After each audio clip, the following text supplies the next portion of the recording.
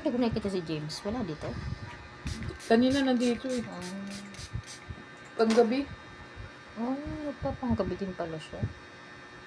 Isang buwan panggabi, isang buwan. Umaga. Ganun pag electronics eh.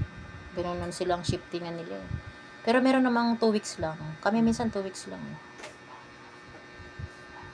Pero ako, mas type ko nung nag-trabaho ako pang gabi. Yun nga sabi niya. Walang mga boss at the same time, maaluan. Tapos, yun ang mata ko eh.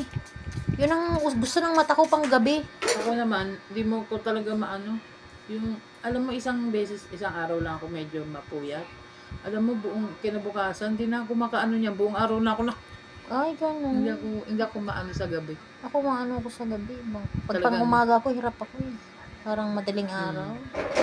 Gusto ko talaga nagpapanggabi ako. Dapat talaga 24 hours ang tindahan mo pagka ganyan. Pero, sayang. oo, pero bawal ako magparapuyat kasi nga high blood ako. Ah, Meron sa amin nila, nung makwento ko lang, teacher ng mga anak ko yun, kapitbahay, nagpapanggabi sa Lazada. namatay na. Naano daw yun ng, parang naalma ng, yung bugat sa Anong naging sakit? sa ulo. Ano nga?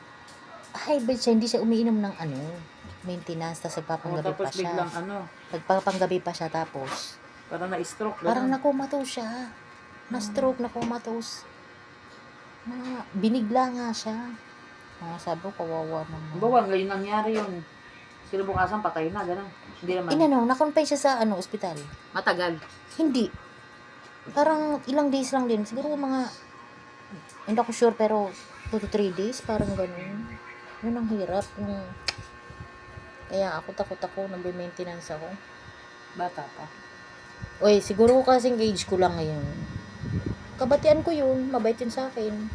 Pagka dumadaan yun eh, anong-ano yun sa akin. Kasi nahahawakan niya mga anak ko, matatalino daw eh. Sabi niya, naku, wala akong problema sa mga anak mo, ang tatalino. Kulang lang talaga sa mga push talaga eh. Pero ang tatalino ng anak mo eh. Hindi mo kailangang anuhin eh. Yun naman ang sabi niya sa akin.